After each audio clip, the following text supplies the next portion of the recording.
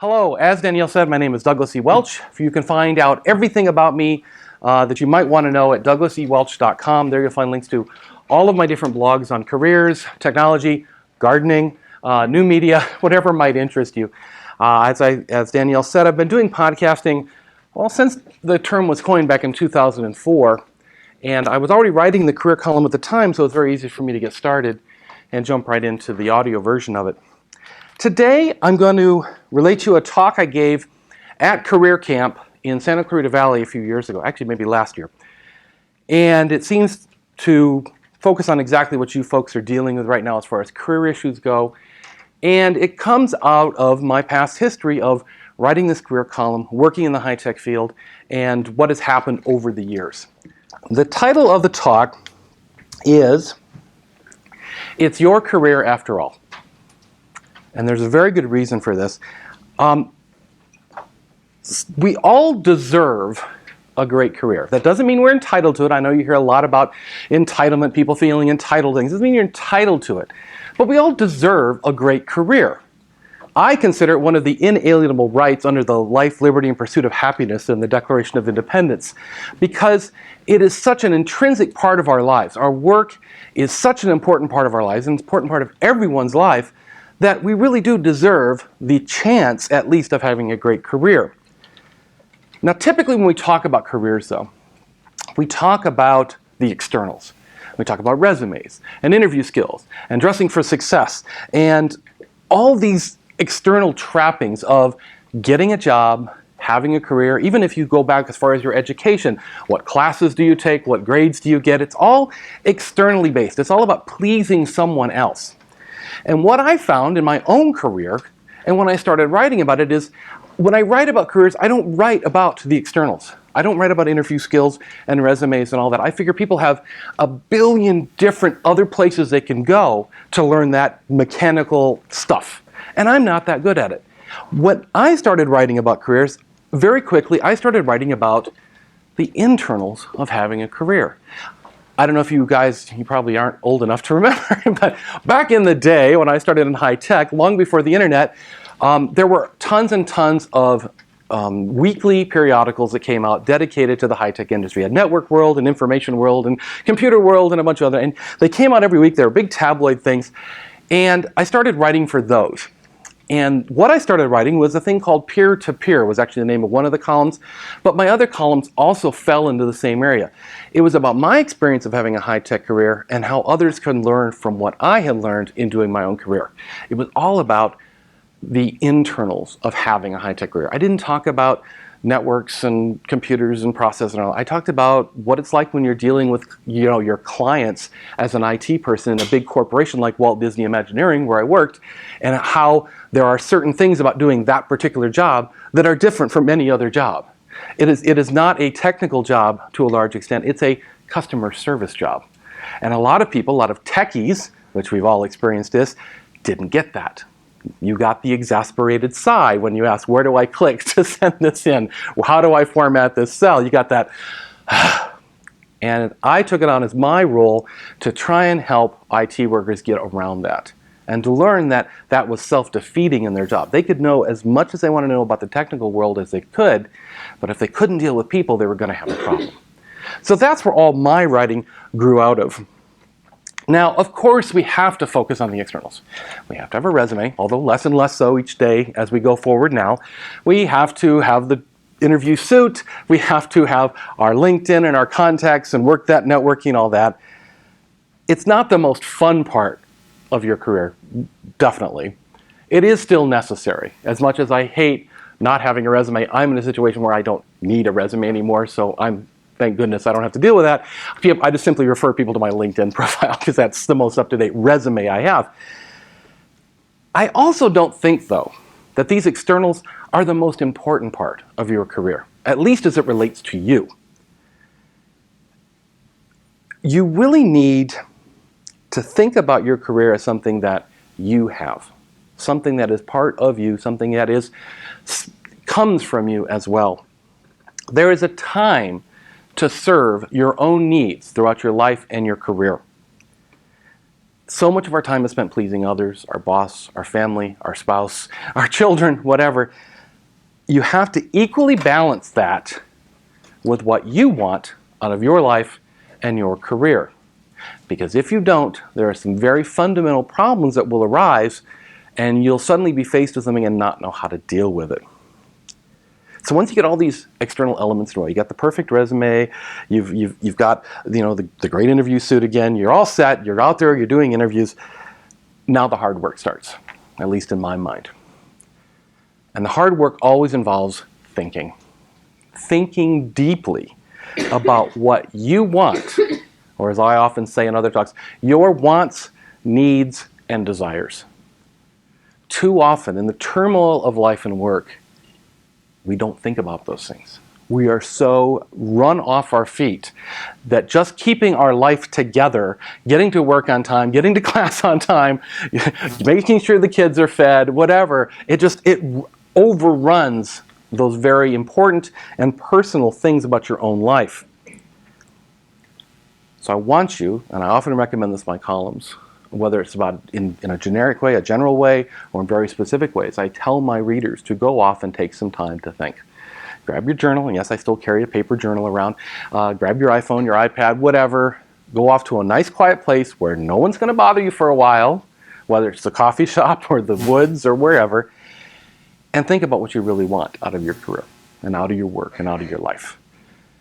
I can guarantee you it will improve every aspect of your life, because I see people who don't do it, and I see how troubled they can be. As a career columnist, as a career person, I get a lot of questions, and I hear a lot of sob stories, up to and including near physical and surely mental abuse in people's jobs. You don't need to do this. And the first thing I say to them is, you need to go back and figure out what you want, because right now you're letting everybody else tell you what you want. And so you need to go do this thinking to really delve in. Even for myself, 2 years ago, I had a minor surgery, kind of knocked me off my feet. I was working as a computer consultant full-time, and I decided that I'd come to the end of that career. That event was I'd sort of been planning it anyway, but when that happened, it's kind of like, I'm done doing that day-to-day computer work.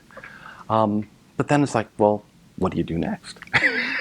So, over the last 2 years, I have actually spent a lot of time doing and thinking and trying and poking and prodding and all this other stuff. So I think it helps me to relate to people in some ways, of people going through a transition, people trying to figure out what that next step is in life. And you will have multiple steps in your life. You will have multiple careers. Multiple jobs it's always been a given. Multiple careers, I believe, is now the norm. And those careers may be related, they may be entirely unrelated. I'm actually doing some interesting things right now where I've decided that the one thing that really interests me right now is my photography. And I'm not a wedding photographer, I'm not a professional photographer out there, but I'm finding ways of using photography to drive my blogs, like my gardening blog and other things, and also used in products and books and other things and other ways of doing that. Totally divorced. If you only saw me as a high-tech worker, you'd be like, what the heck is this? Now, a lot of people don't know I have a theater degree. That's what I graduated college in. But, and I have watercolor painted and done all sorts of other artistic pursuits. But if you were just to look at me knowing only one aspect of my life, you might wonder, well, how the heck did he get there? But that's where I'm coming to now. And every day is another step along that way. And the path winds as you go, and you need to follow that path sometimes, even if it's only in a small way. Even if it's in those half hour in the morning or half hour at night or on your lunch break or whatever. You have ways that you can explore these other alternatives and learn a little bit more about yourself. Most importantly, learning more about yourself, learning more about the internals, will guaranteedly affect the externals. The more you know about yourself, the better you can present yourself.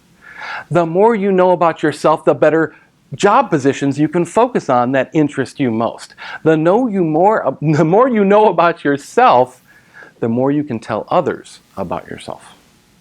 So I can guarantee you, as is often said in creativity courses and everything, engaging in creativity in one aspect of your life will guaranteedly affect your entire life. You'll find that you may be painting in the evenings here, but all of a sudden you'll just start having better ideas at work. no matter what your work is. Because you're learning about a frame of mind, that creative frame of mind, that questioning, that thinking part of your mind, and it will just spread to other aspects of your life. Guarantee it. You can't possibly seek out your biggest wants, needs, and desires if you don't know what they are. Okay? You have to know these things. And it can be difficult and frustrating and worrisome because you can wake up one morning and go, you know, I really don't like doing this type of work and for this reason and this reason, but you know, maybe there is something different, and that can be a little troubling because it's like, well, but I've invested all this time and energy and whatever into this particular avenue. You don't have to change overnight, but what I do counsel you to do is try it. At least think about it. I've had people come to me and say, someone offered me a job, but it's an entirely different area of work, and I don't know if I should take it. And they get all just totally confused about it until I say to them, I'm not asking you to take the job. Just think about it. Just think about it. Just go talk to the people. Go have an interview. Go out to coffee with them. You're not committing to anything. You're just exploring your opportunities. And that's another phrase that's going to come up as we work through this today. People think that merely by letting themselves think about an idea, they've somehow committed to it. Don't do that. It's not about that. It's about you learning about yourself and what you really want out of your life and career. I do want to reinforce, you can't possibly know what you can't, I'm going to read this practically because I want to say it correct. You cannot seek out your biggest desires if you have no idea what they are. Okay? So I really want you to take that time and think about that. Now, why is this so important? Well, the fact is, your career is yours. Hence the title of the talk. It's your career after all. No one else has to live with your career day in and day out. Only you. Your spouse doesn't live with it. Your children doesn't live with it. Your family. No one else lives with your career except you. Imagine, and this is probably doesn't take a lot of imagination for most of our parts. Imagine having a bad pair of shoes and being forced to wear those shoes every day and hating it. Well, then imagine what having a bad career feels like. Take the bad shoe feeling and multiply it by 1,000, by 1,000,000, whatever. Don't let that happen. It is a horrible feeling. I have been there. Luckily, did not last long, but I did get out of the situation. But I think we've all had those situations where, oh, this is no, got it, and out. This is just not happening. No matter how, I worked for a job for 2 days and realized very quickly that the company hadn't been real truthful about the turmoil that was happening within the small company. And I was like, I called my wife after 2 days and says, dear, you're going to scream in my ear, but I'm quitting today. And quite a big step to take, and was very emotionally upsetting, but it's like taking off those bad pair of shoes. Sometimes it's just better to walk in your bare feet because it's not worth living in it. Bad careers, just like bad shoes, can affect everything in your life. If you're having trouble in your career, it's going to spill over to your relationships, to your family, to your friends, to your spouse, everything. It's going to, of course, spill over into your career and your work. It's very difficult to do great work if you're not happy doing the work you're doing. You might, on occasion, do passable work. You might even do good work, but you're never going to do great work because you simply have so many other issues. The interesting thing about this whole personal career thing, too, is no one can possibly care about your career as much as you do. It's impossible. It's simply human nature. We can be empathetic. I'm a rather empathetic person myself. I can kind of catch moods and emotions from other people. So I know that I can care about, and I can somewhat feel what other people are feeling, but the reality, when it comes down to making a decision, we can only, and we should only, really make the decision that is best for us. Because we have to be in a place of safety and stability and a good position in order to help others. If we're not, we can't help others if we're not in a good position. We'll just, in most cases, be drugged down with them. Doesn't help either person in that situation. We can be altruistic. We can look to the needs of others. We can reach out and be helpful and be useful to others No. But there's a time when we have to think about ourselves. And when I talk about this, people often say, well, isn't that just being selfish? Very loaded word, selfish. We don't like to be told we're being selfish. I have turned that phrase around. There are times when I simply refer to it as self-preservation. If you don't live your own life, build your own career, make your own decisions, there are people who will gladly do it for you. We all know this, right? Your spouse will gladly tell you what you should do. Your kids will gladly tell you what you should do. Your boss will tell you gladly what you should do, whether it's about your life or your career or your job, if you give them half a chance. If you advocate your responsibility of making these decisions in your own life, other people will make them for you. And the fact is, they will not make the best decision for you. They will make the best decision for them. Why do you think bosses get so upset when you decide to quit one job and move to another? Because you're making a decision that is great for you and horrible for them, and that's all they see. And some can get quite angry about it, which I always turn around and say, really? Is this what you want to do? Is this really the way you want to be portrayed here? It's not selfishness, as I said earlier. It's not. It is self-preservation. If you're constantly doing what others want, then you're not living your life. You're living someone else's life. Does that make sense? I want to really to sink in. If you don't live your own life, build your own career, make your own decisions, if you're constantly doing what others want, then you're not living your life, you're living someone else's idea of your life. A life that better serves them than you. I'm glad I read it because it wrote it better than I said it. We can often, and do often, decide to help other people. That's just part of human nature as well.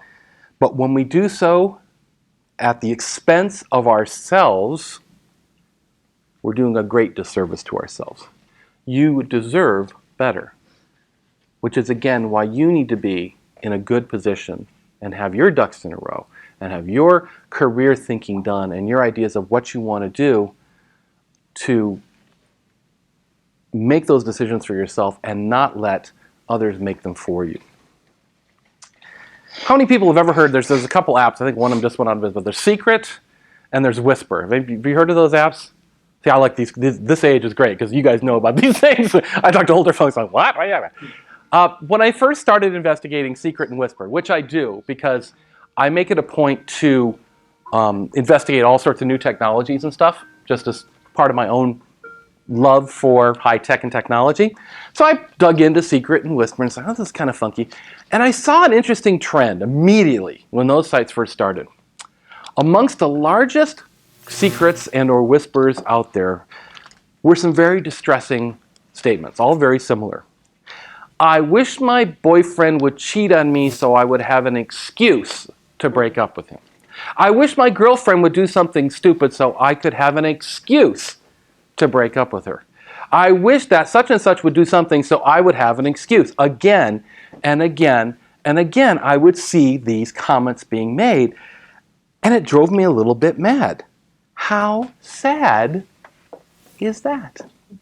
How sad is it not to be able to make a decision that is in your own best interest, but to rather look for an excuse from someone else for you to make what might be a hard decision? That told me a lot about people. You don't need an excuse from someone else. You should never need an excuse from someone else to do something that you think is in your best interest. You only need your own quote-unquote trademark carefully considered decision. If you have thought about the decision, if you have thought about the pros and cons, if you've done the SWOT, the strengths, the weaknesses, opportunities, and traps, I think it is? Threats, thank you. If you've done your consideration of this decision, then you should feel free to make that. You don't need an excuse. You should never wish that someone would fire you. If you really find yourself wishing that someone would fire you, quit the darn job, okay? It is screaming at you. Your life is screaming at you to make a decision very, very clearly. Do it. You owe it to yourself. You owe it to your family. You owe it to everyone around you to make that decision. Don't say, stuck in a bad job, find a new one. There's a little book that I always refer to.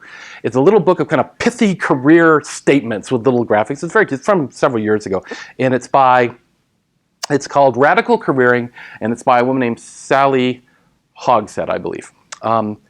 And I got this book as a review copy. I didn't know anything about it. I'm starting flipping through it one day, and I came across one that just stopped me in my tracks. And the tip said, being in a crappy job is not your fault. Staying in a crappy job is your fault. That's one of those things that just locked in, burnt the groove right in my brain. I have remembered that from that day forward. I bring it out all the time, whether I'm talking to individuals or I'm talking to groups. Don't stick yourself, don't trap yourself in a crappy job. It serves no one, and especially you, the least. We talked about selfishness, we talked about altruism a little bit. There are times when you need to make the decisions that are best for you and no one else.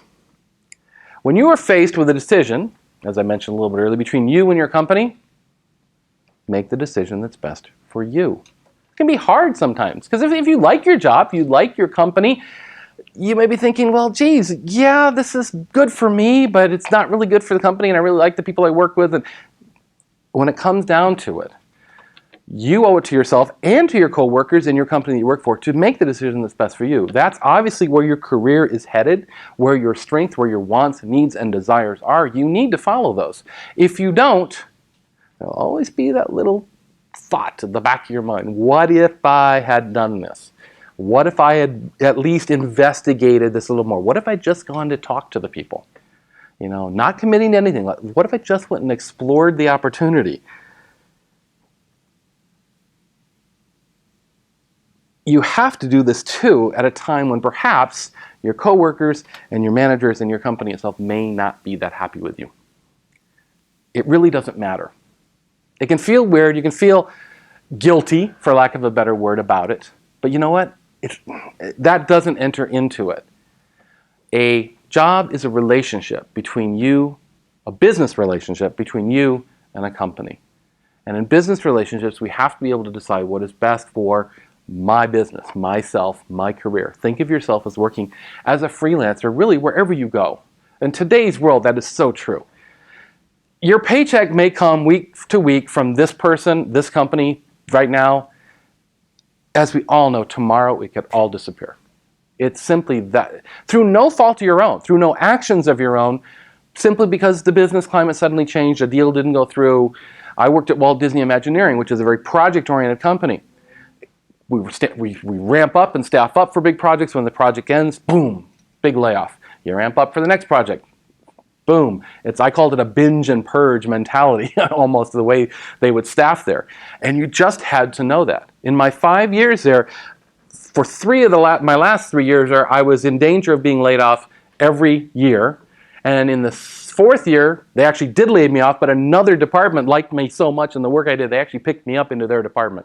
So I got another year at the company out of that simply.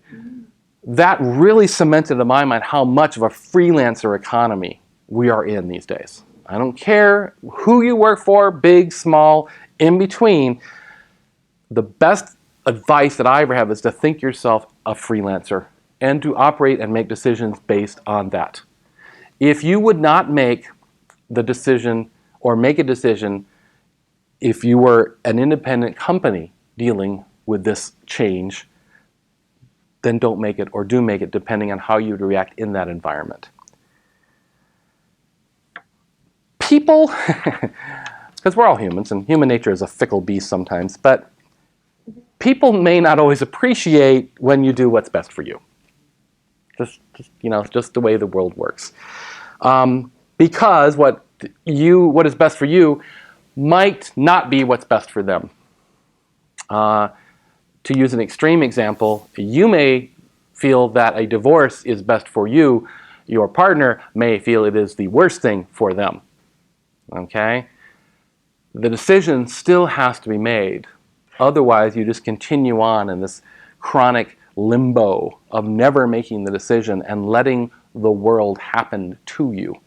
And I know in some small way we've all experienced that, where we've had questions that we simply have ignored because we're frightened of them, we don't know what to do, we're afraid of offending someone, and they just linger and get worse and worse and worse. And you really have to use an old phrase, put your foot down, gird up your loins, and make the decision. If you don't make these decisions, you can get trapped. And trapped is, again, one of those loaded words, but we've all felt it. We've all felt at times in our lives where we're trapped. We can be trapped by fear. We can be trapped by a feeling of obligation. Well, I owe it to them. I have to do this because I'm obligated to them. We can just want to be nice to people. We don't want to be seen as a bad guy. And you can make some horrible decisions for yourself if you do that. If you allow yourself to be trapped, you will guaranteedly make the worst decisions for you. It is just the nature of the beast. There's a large difference between being loyal and being trapped. It took me a lot of thinking to come up with this. This is a pretty loaded topic too. Well, loyalty and loyalty to the company and loyalty to your spouse and loyalty to all this stuff. The fact is, loyalty has one important aspect that must be there or it does not work. Loyalty must be reciprocal. It must be equal on both sides. If it is not equal, if someone is always winning and someone is always losing, that's not loyalty. You're just being abused. Your good nature often is being abused by that company, that person, or whatever. Loyalty should always be a situation of equality, at least as much as it can be. Yes, if you're getting a paycheck from someone, it skews the whole thing. But within that odd realm, there should be a feeling that they're not just going to discard you tomorrow on a whim. Okay, you can't control, and your boss can't control financial issues that crop up. I was in that situation where all of us were laid off because it was nothing we did. It was simply the projects that they had lined up. None of them went. There was no work to do, so the only thing to do was to lay us off. That can happen, but it wasn't someone being fickle and arbitrary and just laying people off they didn't like or whatever, which often happens. Boss can say, I just don't like working with this person, so we'll get rid of them. The reciprocal nature of it means that it should benefit each of you equally as much as it possibly can. There's a give and a take. We end up trapped in situations because we've decided to do what others want, not what we want. We get that feeling of being trapped when we would just really be wishing to do something else. Anything else, but we can't make the decision. We're letting that other person make the decision for us, and I know that is one of my worst feelings. If I feel I'm trapped, I will actually do dramatic things to not be trapped any longer. For me, I guess I've learned over the years, that's a trigger point with me now. If I feel trapped, boom, that's a clear red flag, up the flagpole, get out now. Because if you feel that way, that is your mind telling you something very, very important. You are in a bad situation, and only you can extricate yourself from that situation. Get out, no matter what it takes. It will only drag you further and further down, the longer you remain in that situation. I really want you to take that to heart, because I talk with so many people who are feeling trapped. And I often say to them, if you feel trapped, you are trapped. The feeling itself is a sign that in your own mind you have trapped yourself in this situation and you don't think you have a way out. Guess what? You need to do hard thinking again and find a way out. Yes? I can't help but think about relationships too when you say this, because I know it is a relationship with your job and a relationship in other contexts too. But what if you depend on what's entrapping you? Codependence? That's what it is. I mean, it really is. You need to find a replacement for that. Because there are good relationships and there are bad relationships. There are relationships where you are trapped by your partner, where they manipulate you in various ways, they mentally abuse you, whatever. Even if it's just not reciprocated. Right, yeah, and they trap you in that. If someone is not reciprocating, what's the best decision you need to make for yourself? You need to decide. If you've come to that realization, banging your head against that wall is not going to work, is not serving yourself any better. You need to make the hard decision for yourself and move on. The perverse nature of that, though, of course, is you will move on, and that action alone will somehow trigger some action on that person's part. They're like, oh, I didn't know you felt that way about me. Yeah, it's like, so sometimes it does take it doesn't be a dramatic break, but it takes a break. It takes a decision. That's why I keep coming back to that word. Because it's not about being mean, nasty, angry, argumentative, hateful. It's just about making a decision. Because so many of us go along without making decisions. We wallow. There's an old farm term for you. We wallow in our lives sometimes because we're not making the decisions that have to be made. And yes, they are difficult. Trust me, I know, I'm a human being too. I deal with this every single day where there are decisions you don't really want to make. I really don't want to replace the car and have a car payment for the first time in 10 years, but guess what? I need to replace the car because I have to get to work. Well, you gotta hike up your pants and say, okay, I'm gonna be an adult about this, and we're gonna make these decisions. And then it's just the confrontation and the fear of not handling it. I am Mr. Non-confrontational. I hate it because of the empathetic nature. It actually, I take on the whole ball of hair that comes with confrontation. They call it hair, big hairball in fighter pilots. When you're involved in a dogfight, they call it the hairball, because if you draw it out on paper, it will look just like that. And so I, often to my own detriment, will avoid conflict until it gets to a point where I simply can't avoid it any longer. And then it's always worse, because then the emotion is all built up, and then it explodes out. And I'm one of those quiet guys that'll take a lot of abuse and all of a sudden just blah at someone. It's like, why are you so upset? Well, because you didn't see the last 3 months that I've been upset, and because I didn't say anything about it. It's partially my fault as well. Definitely comes down to that. A lot of what we suffer through in our lives comes down to the fact of not making decisions. And sometimes the decision is, no, I'm going to have to do this for now. To then, if you do feel like you're in a situation which is really intractable, what I recommend is, fine, deal with that the best you can, but make sure for your own self-interest to have something else that makes you happy. My wife, many years ago, we moved to Los Angeles 29 years ago for my wife to be a television writer.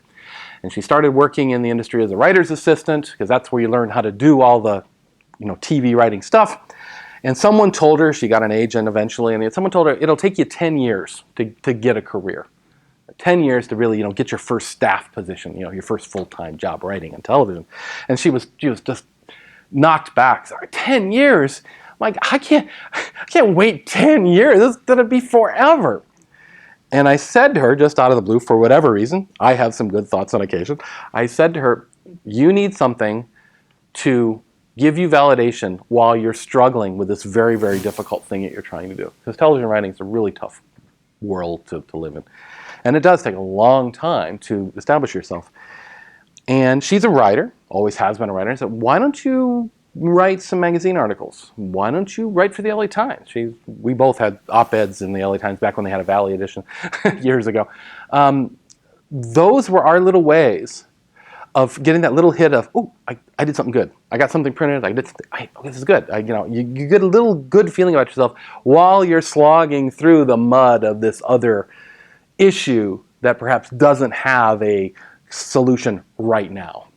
Eventually, she got an agent, she got a couple freelance scripts, she got a staff job, and away she went. So it did eventually happen, but I really feel you have to have something, even if it's only a hobby, but something that gives you a sense of satisfaction totally divorced from the harder issue. Because if you simply wallow in that harder issue, it will bury you. It will just eat you up. Yes, ma'am? When you realize you're unsatisfied with something, how long would you recommend waiting before making a decision? Very personal question, because for each of us it's different. It depends on the situation too. Obviously, something that engages, mental or physical abuse, 5 minutes. that decision should be made. Bam, we're done. That's it. It doesn't go beyond this. No.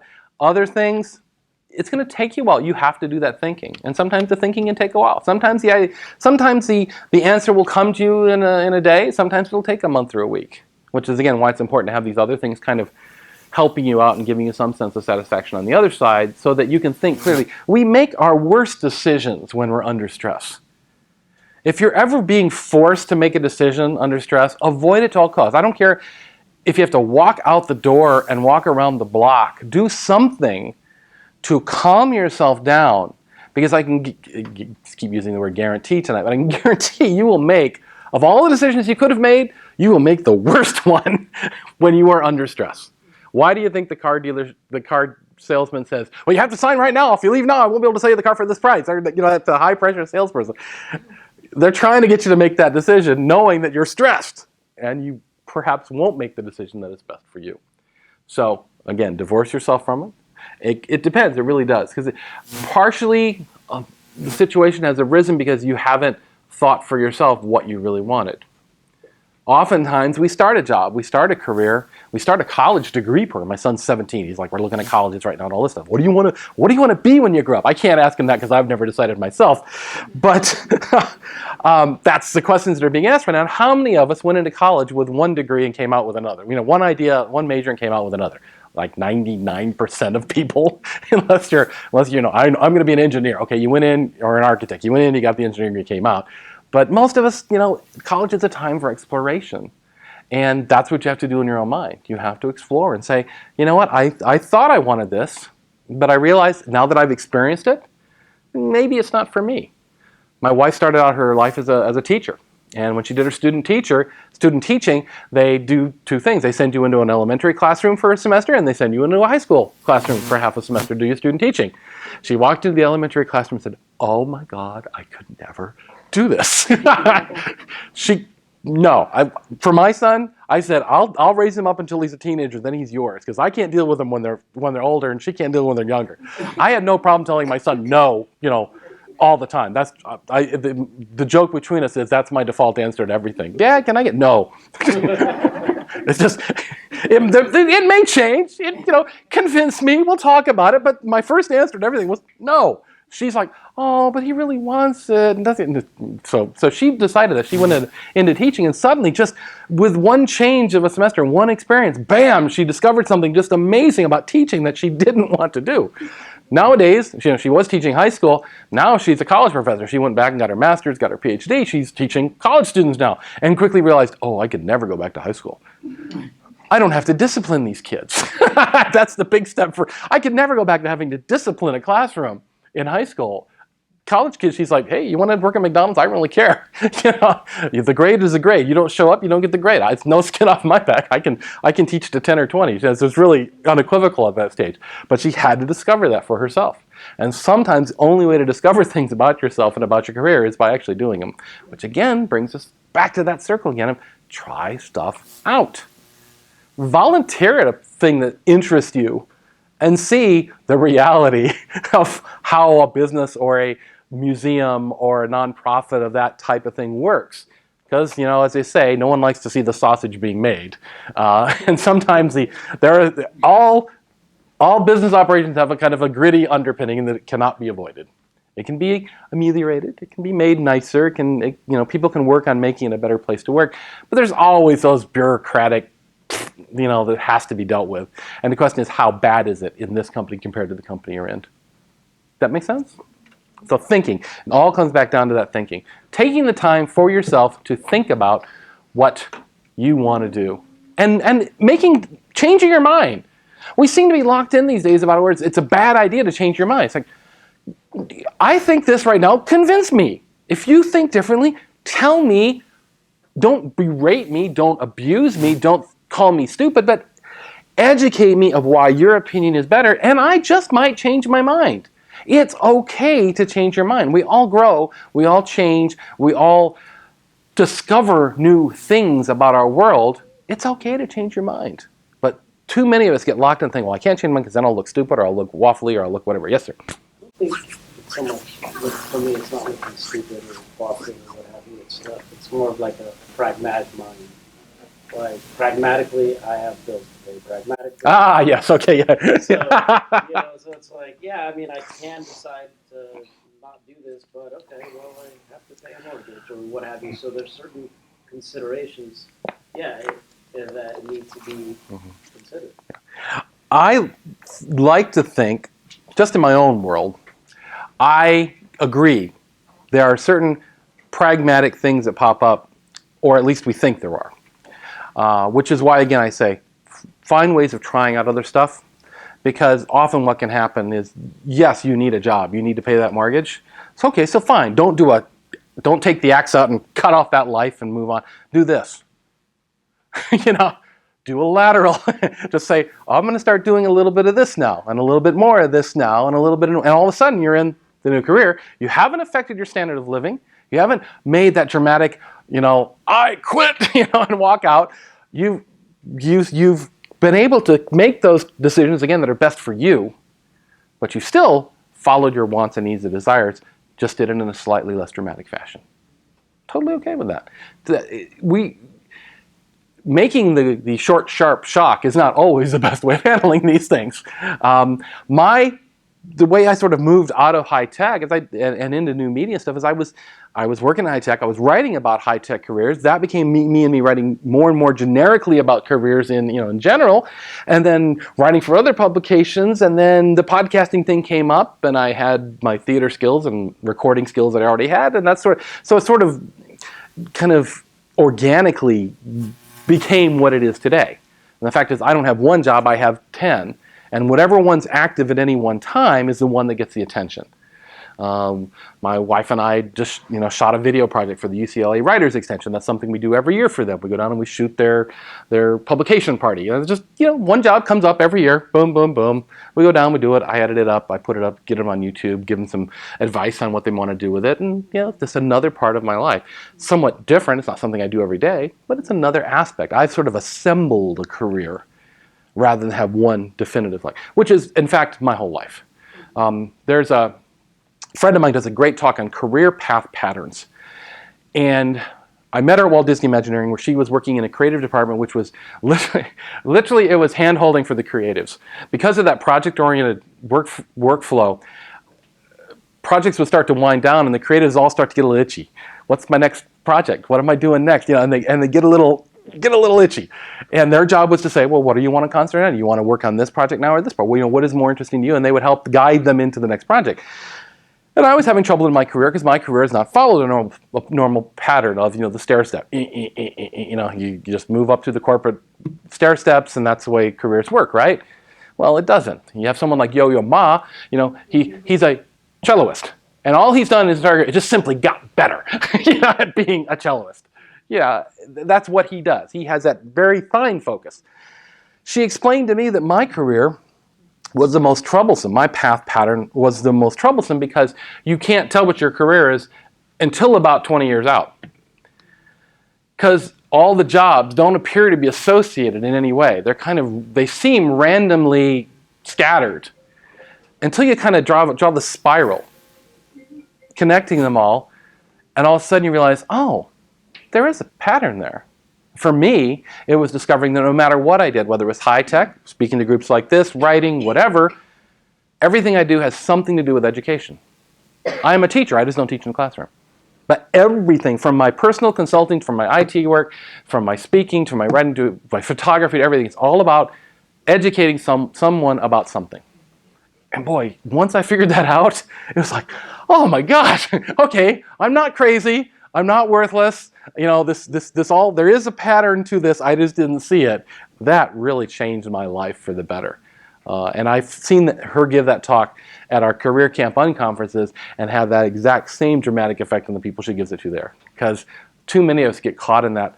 We don't fit in any of the particular molds that are common, and we think we're broken in some way because we don't fit the mold. It's like, no, you're just a little different. You're just a little different. Doesn't mean you're not. It's not possible for you to be successful. You just got to do things in a slightly different way.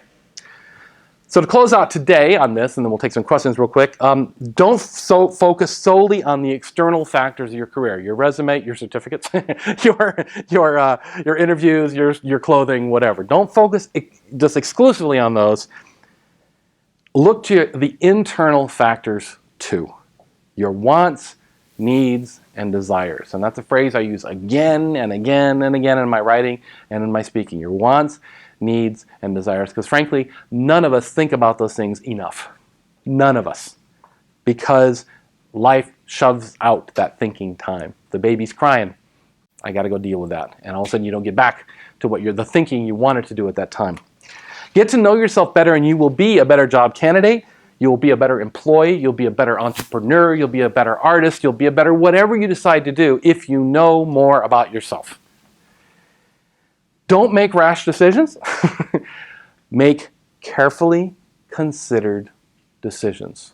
If you feel that you have made a carefully considered decision, pragmatic as well, that falls into that whole realm as well, then take that and know that you have done your due diligence.